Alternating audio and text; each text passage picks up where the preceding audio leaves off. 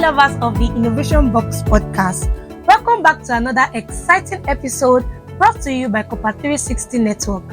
If you're just joining us for the first time, we're so glad to have you on board.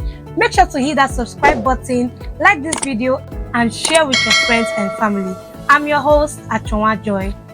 And in today's episode, we're going to be having two incredible guests who are sure to inspire you. So make sure you sit tight, don't go anywhere. We'll be right back. You are now watching the Innovation Podcast, brought to you by Daylight Collections.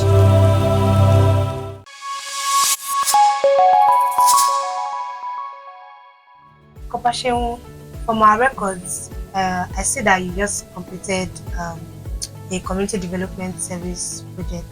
So would like to know more about it. Could you share some lights? Okay, thank you. The project is mainly for girl child. Person I'm reaching out to school, secondary school girl child. Okay, the project is tied to our well-being, mainly on menstrual hygiene, sex education, sexual harassment, and sexual abuse. And it was under my NGO, the Informed Child, whereby we were able to reach out to two schools. A school at Fortune High School, GRA, close to water resources, and another school, Voice Freedom, Adesowa, also Sapele Road. The two schools are around Sapele Road, Benin City. So the project, how was the experience like? It was a beautiful one, It was a beautiful one because the children, the first school we went to, we spent like about 1 hour 30 minutes in educating the children. The time we had two sections, menstrual hygiene section, where I'll talk about menstrual hygiene, how to use sanitary pad. We showed them how to use the pads and also how to take care of yourself. And a lot of children, they were asking, how do I calculate my menstruation? How do I maintain myself? People that do have cramps and all that. So they were free to ask questions. We did a questionnaire method. We were able to give them some papers to write their questions. So they were free, they asked questions. Why the second school went to, we spent about 45 minutes in engaging them. Also two sections, had sex education and we talked about menstrual hygiene also. Wow, that's amazing. So moving on to you, Zainab. First off, I want to really appreciate your outfit. It looks so beautiful. Thank you. Is this one of your pieces? Yes, it was actually a gift from one of my students. Oh, wow. So I decided to just showcase it for my my birthday is coming actually, so I decided to showcase it for my birthday. Wow, that's happy birthday in advance. Thank you. Also, from what she just said, do you relate to this kind of experience?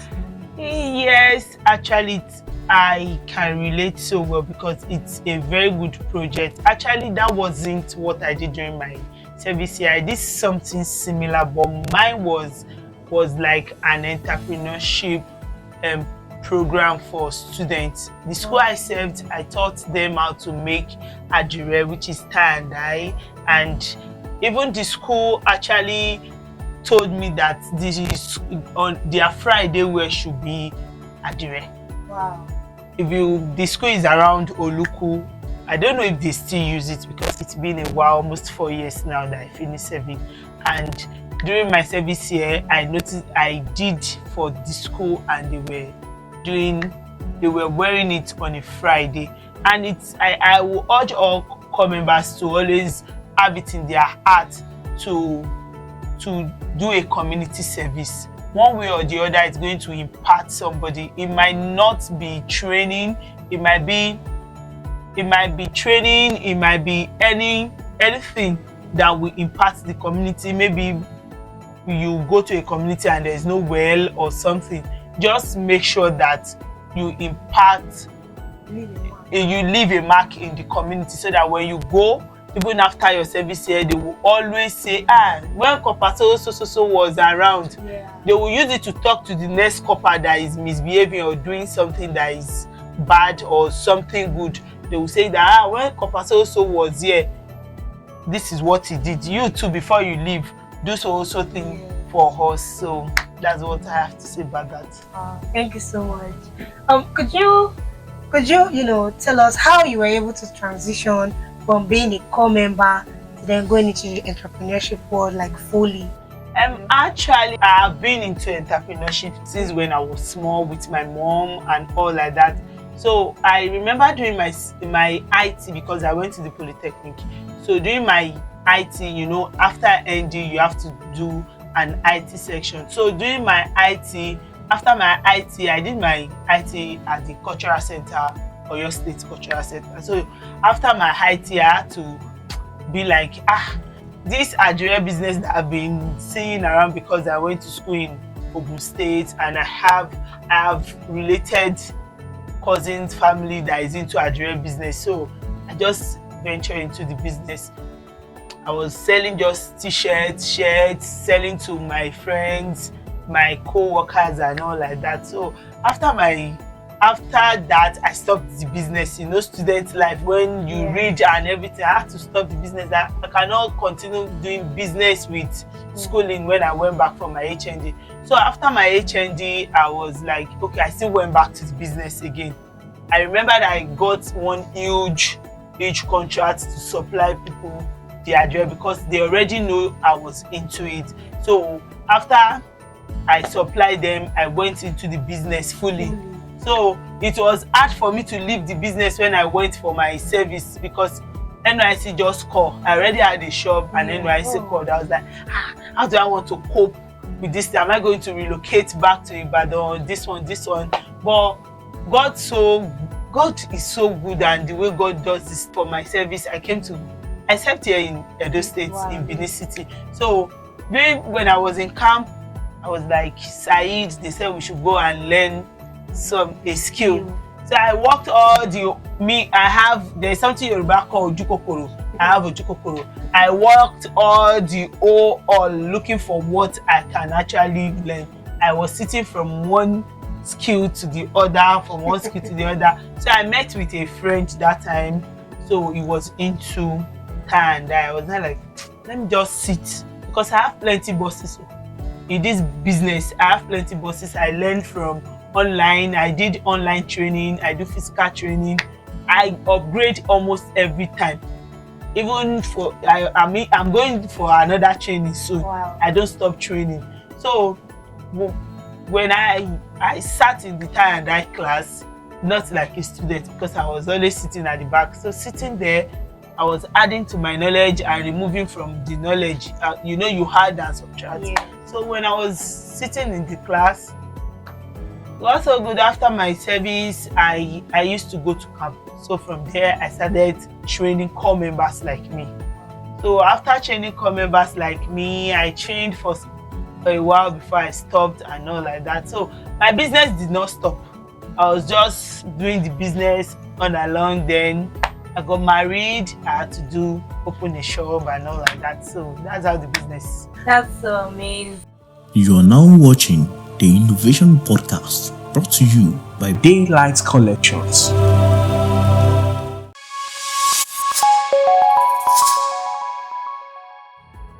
Alright, to the couple in the house, the Party Girl project. Could you tell us what inspired you to do this project and how it went? Okay, thank you. Alright, this project actually started, like the vision started a while since my university days. I was trying to build an NGO for children on sex education, try to children about sex, sexual abuse, harassment, and all that. So coming down to Edo State to serve, so actually see the need to educate the girl child alongside on menstrual hygiene, how to proper menstrual care, and also on sex education under my personal NGO, the Informed Child. That's amazing. I'm sure having to come to an entirely new city, you must have had some kind of challenges with the project and all of that. Having to go to these schools, meet these students, because I remember how the sound of menstruation, the sound of pads then in secondary school was so strange. Like a lot of people didn't want to hear that. Did you have those kind of resistance? Did you face such challenges during the project? Yes, I've said I faced a lot of challenges. At first, the initial school I'm supposed to have the project, I was like 2 days to the event, I was rejected. Like it was a lot for me at that period. It was a lot. But thank God for NYSC, the LGI, Copper 360, so I was able to, plan and choose another schools. But interestingly, I was able to go to visit 2 different schools. It was it was a time of building and yes. Having to face this kind of challenges, I'm sure a lot of it, on a normal day you would have probably given up. Like, why are they pushing me? I'm trying to come and do something good, and you're chasing me. I'm not coming again. But I mean, maybe your passion or something would have made you feel want to. Yes, the passion. And again, I actually have people that actually they support the vision. You alone, you can just let me just give up. And there are people that was actually pushing me, like, you can do it. You don't have to. You can just do it. You don't have to give up and all that. But I feel like in the school, did you have girls that had no, I don't want to talk about, like, they didn't want to come out, maybe they didn't want to come out to receive? Was it an all girls school? I mean, if they were boys and girls, maybe some of the girls would have been very they wouldn't want to come around to collect these pads and all that. Did you have to convince them and tell them that you need this? Do you understand my question? Yes. This is how we did it. I went with core members that are guys, so they were around. Girls, we had a hall for only the girls. So they were able to ask questions about menstruation, how to calculate your flow, and a lot of questions.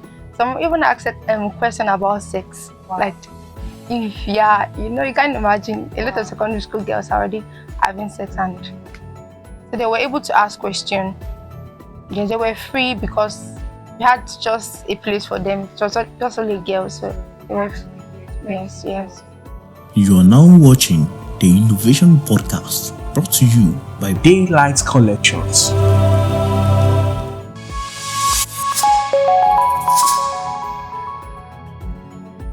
Wow, how amazing. Thank you so much for saying all of that. You mentioned that you've now gone fully into business. How has business been to find this? Business in Benin is I would say thank God, because it is not their culture, it's not their cultural clothes. So it's people that really loves the fabric, that knows about it, that have gone out of Benin, that really appreciates the fabric. Or maybe somebody just passed and loved the design on the fabric, because the design on Nigeria is not everywhere now. You will see this particular design on Ankara, on China print, on everything, but the original owner of the design is Adire. We are the owner. So we thank God it has been nice. Alright, so now that you're now fully into business, I'm sure it takes a lot of your time. How are you able to still give back to the community, as a thing of your passion? Because it's part of me, it's what I love doing. I love to impart. I still train. One way or the other, I still train. Sometimes I organize online training for people that are interested. Sometimes I get invites from schools that want me to train. Sometimes myself, I personally submit proposals to school. I personally submit proposals to school that I just want to train when I feel like training. Of recent, I trained like 2 or 3 schools. Of recent, 1 government school and 1 private school. That's so inspiring. That's so we appreciate what you do for the community. Well, you are now watching the Innovation Podcast, brought to you by Daylight Collections.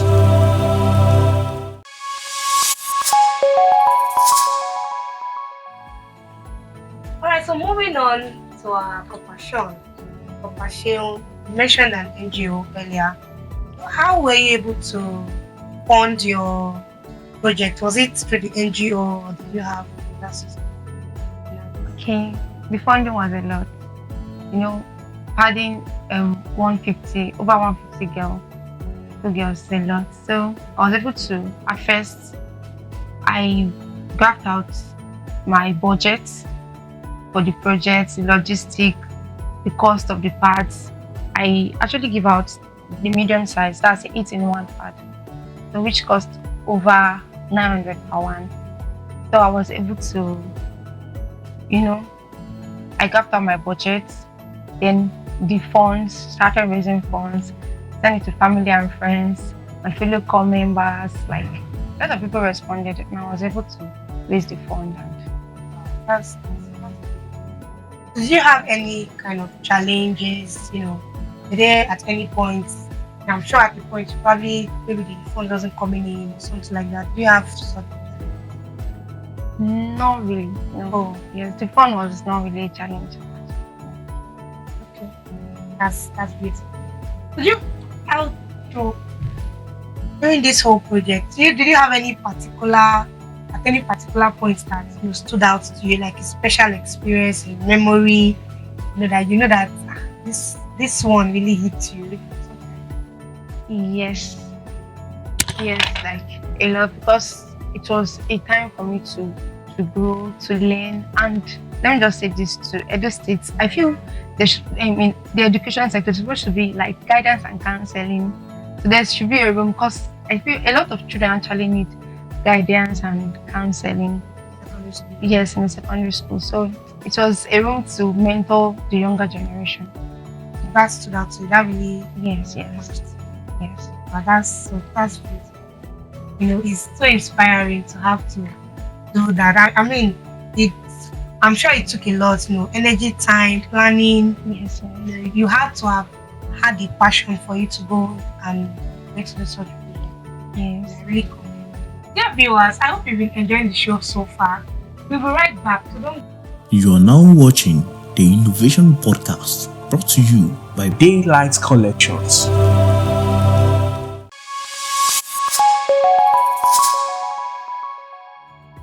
beautiful stories from today. They are so impactful, so insightful.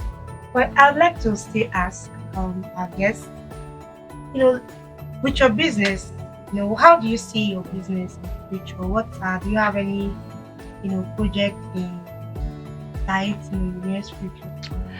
Well, I would say yes, because I can't do it all alone. With the grace of God, I have a very beautiful vision, a very big vision for the business, which, as I said earlier, that it's not Edo State culture. My business is not their culture. So I have a very big vision for this business if God wills and I'm still in Edo State. I wish to have a training center, a very big training center whereby people can come and learn. And aside the training center, it should be like a tourist center whereby, Edo State is actually a tourist center on its own. And you having an Adire center whereby, aside from going to the east, the southeast, where we used to go, where we see it, you now coming to Edo State to see that after all the adventure you've gone through, you still have a place like a tourist, a Adire tourist center where you can go, you can view different type of Adire that we have. You can actually create a particular Adire on your own by yourself. So those are the things I have in mind, and I pray God just grant it. That's good. How about your company? Do you have any project in the future in terms of expansion, potential? Yes. Let me go back to my last project. I gathered my questions, and I'm planning to make research through my question firstly, and see my project, my NGO in 5 years. I believe by God's grace, I should be able to create a system like an academic where I mentor younger generation. You can ask questions like a school, not normal formal school, just mainly for mentoring children and counseling them. Wow, these are very big visions. here in Benin City, I don't think I've seen anything like this. So having to have this here in the city, I'm sure it will have to change. It will change a lot of lives. It will make a lot of impact in the lives of so many people. So I'm so glad, I'm so inspired, and I'm so excited for what the future holds. Sarah, thank you so much for sharing this with us. It's amazing. I'd also like to know, having to do what you do, impact the lives of people, having to have cause changes. I'm sure that there's somebody somewhere out there, from your lesson. Maybe the person is also looking to go into web business, something maybe from in the past. So how would you encourage people out there, the viewers, who also want to impact the lives of people? How would you tell them? How would you, encourage them to go about it? Well, I would say number one, consistent. Because when you are consistent with whatever you are doing, there is going to be growth. There will be a changes. And number two, contentment. When you are contented with whatever you are doing, whatever you have, you will not look at somebody that I want to be like this person by fire by force. You don't really need that, because contentment is what we really need. It's because our younger generation now, we are not contented with what we have. We always want to have what our friends has. That is what is affecting us.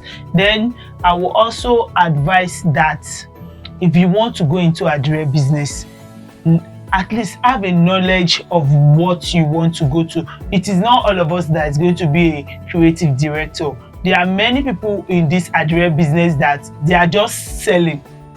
They are buying from producers and they are selling. But the knowledge I'm going to give to my customer, if you come to my shop, the way I'm going to talk to you about what you want to buy is different from somebody that is just buying from me and wants to resell. I will have to tell you how to take care of it. I will tell you the reason why the prices are different, the reason why the fabrics are different. So if you are going into a direct business, have a bit of knowledge, learn about what you want to do. And finally, I will say you should be patient, because if you are going into fabric business is not food business, not a business that you sell every day. It is not a business that, okay, when I open my shop, I must sell. A fabric business owner can sell just one fabric in a month. It is not that, it's God. And somebody can open, and you can be a fabric vendor and sell every minute of every day. So it's the grace of God. Your location determines the city you are determines. Like me in Benin City now, I know there are some days that I'll just lie down in my shop and sleep. Not that there is no customer, my online customers are there, but walking customer is not as much as it should be. So as if you are going into the business, you have to have patience, you pray, you have knowledge, you should be consistent, and you do what you have contentment. That's all I have to say. I'm not the only vendor online selling Nigeria. There's competitors. So the thing is, I think this content that all business owner now, we are now into content one way or the other. It's either you are dancing or you are creating a particular content for your business. With the content, some customers don't even want to buy, but the way you advertise your product, the content you do for a particular product might catch the person's mind that I like this particular thing that this person is wearing. Do you have it? And the person will enter your direct message, which is DM, and actually buy. I might not have the volume of audience I want, the volume of customers I want yet, to the extent that I will have people that will handle my social media handle for me. But the social media space is really, really helping small business owner, even big business owner is helping us, because it is not everybody that can leave their house and come to your shop to come and buy. Some people will just look through your page and see whatever they like, and they'll be like, do you have it? Like a producer like me, I can tell you, even if it is not available, I'll say we can reproduce for you, and I'll produce and I'll deliver. So it is social media is really helping. So I will urge all small business owner and upcoming business owner that take your social media serious, because we are now in the era of social media. Everybody wants to go online and see what is going on there. So you coming to my page, you can just come across my page and you will be like, let me look at this person's profile. If you look at my profile and there's nothing in my profile, you will just go out. But you come to my profile and you're seeing different colors, different patterns, different design. You will always want to scroll down, and eventually you might see something you like and you buy from me. So that's what I want to say about that. You can't. Social media has helped a lot of business, has put a lot of, put light, put people under the spotlight. Yes, before I even had a shop, I was an online vendor, full online vendors. But there was no working store. I sell from the comfort of my house. I post, I do content, and I will see my customer that most of my customers, I can say 80% of my customers are from online. I have not seen some of my customers before, and I'm using this medium to appreciate them and saying thank you to them. That's beautiful. My customers are everywhere. They're everywhere. I don't have customers just in Benin. I deliver everywhere, to the north, to the Jos, Kaduna. There are many of my customers I have not seen. UK, Canada. Wow. My clothes have gone to to places I have not been before. Wow. You will see, I have people that have ordered clothes outside the country. Yes, wow. Social media has really helped. Don't joke with the power of social media. Thank you so much for sharing that with us. Thank you so much. Moving on to our copper, perhaps. How would you encourage others who also want to make impact, just like you've done? How would you encourage those who are also looking to impact the lives of others? How do you encourage them to do that? Okay, firstly I would say follow your passion, and passion plus action, it's to bet the impact. Like when you have passion, you can start from now. Coming to Edo State to serve, I actually did not plan reaching out to children, but my passion actually pushed me to do so, and I started from where I am, from the little money I could gather, from reaching out to 150. It's going to be 1 million, and so you can start now, follow your passion and keep on, just follow your passion and start now. Thank you. You are now watching the Innovation Podcast, brought to you by Daylight Collections.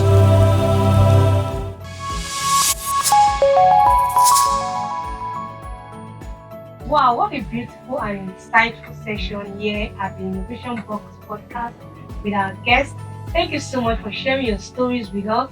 I hope you enjoyed the Innovation Box Podcast, brought to you by Copa 360 Network. We're so glad to have you here. Do not forget to hit that subscribe. Leave a comment with us because we would like to hear your own side. And tell us if you felt inspired. Tell us what hits you the most in this episode. Thank you so much. I remain your host, Achonwa Joy. See you in the next episode. Bye. You are now watching the Innovation Podcast, brought to you by Daylight Collections.